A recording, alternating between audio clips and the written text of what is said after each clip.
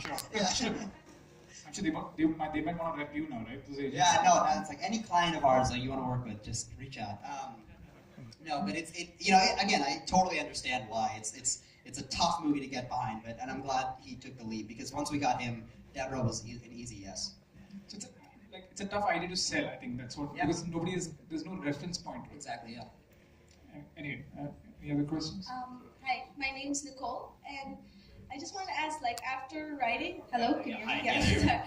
After writing a narrative where you had to, like, explore the relationship between our information and screens, like, what do you think now about our screen-obsessed society, and, like, do you ever get nervous now after, like, looking through all these screens, and are you, like, what is your take about all this, basically?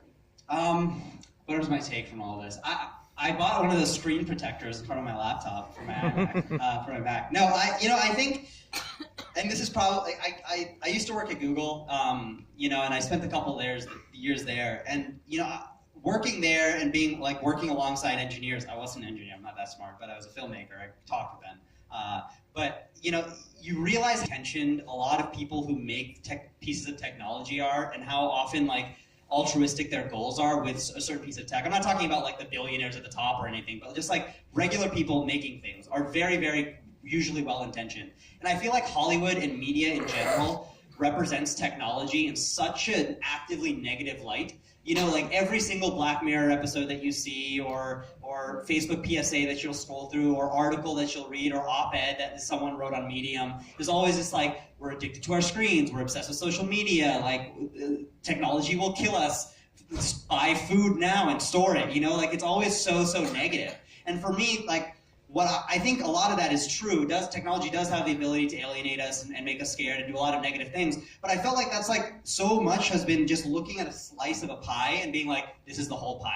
And I think for this movie in general, what I wanted to do was zoom out a little bit and be hey, technology is not bad, is not good, is not anything. It's just however you use it. So as far as my behavior changing goes, I don't really think anything truly changed about it. If there's anything, I hope what I did to other people is make them see okay, there is a negative aspect of technology, but there's far more potential for good than there is bad within it.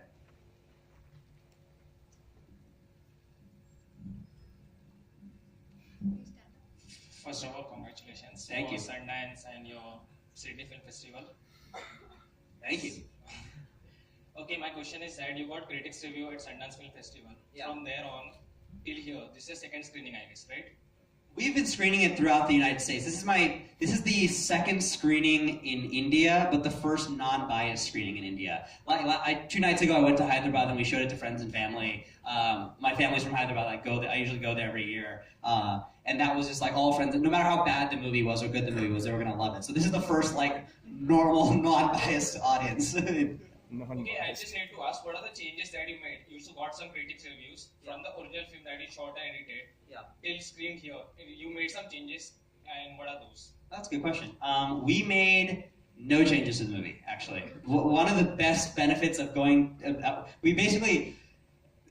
all of this is a fairy tale, so I think that sounds really cool. Just know that I've never done any of this before, and it's just my first time. So when we were at Sundance, we went through a bidding war, which was the craziest thing in the world for me. Basically, we screened the movie at 6:30 p.m. and by 7 a.m. the next day, we had sold the movie to Sony through a bidding war. And we had multiple bidders on the film who wanted to distribute the film. And because there were more than one bidder, we immediately were we are not changing anything, and made whoever bought the film say, the cut that you're accepting is the cut that is at Sundance. Any changes that we make, we'll have to approve.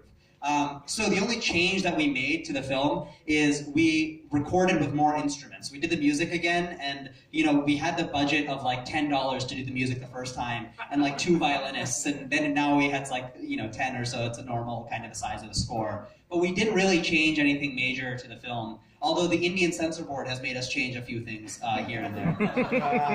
Smoking kills, damn.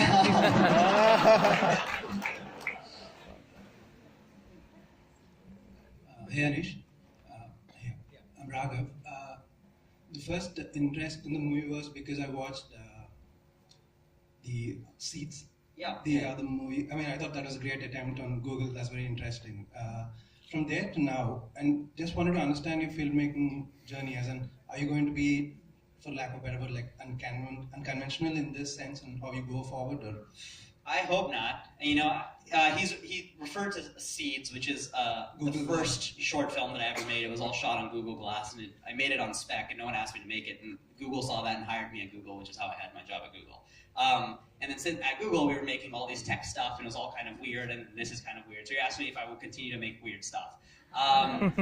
Hopefully not. I mean, our next movie thankfully we were able to set up our next project. We're shooting it in the fall, and it's a thriller, and it's about a parent and a kid, and it's shot on regular cameras and like with regular actors, and it's crazy to me.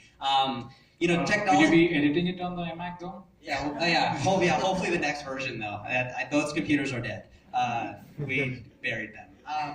But you know, in the trajectory of my career, which is the question that you're asking for, you know, I've always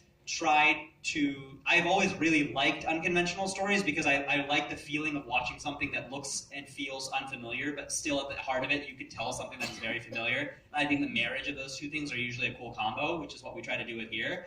And then also just as like a young filmmaker trying to make it in the industry, you know, like I always thought it was just as much about telling something that is close to you and emotional to you as it is about making a name for yourself. You know, and to me it was always like, I try to do things that were things that you don't see online. Because if I had made a normal short film and put it online, like I wouldn't have gotten that much attention from it. But I made something that was on Google Glass, and it was in a way a story that people didn't think could be pulled off the way we did. And I think that's what got me my job at Google. So ultimately, I was always trying to look at the next best way to sort of like hopefully take one more step in the ladder of my career. And now that I've taken this step and been able to make a movie in very, very weird parameters for basically no money and no oversight and like no one cared about who we were, now I'm able to sort of transition to the stuff that I like really want to make, which is like a normal movie. So yeah, I guess. That said, the third movie will all take place on an Apple Watch. Just kidding, I'll never do that.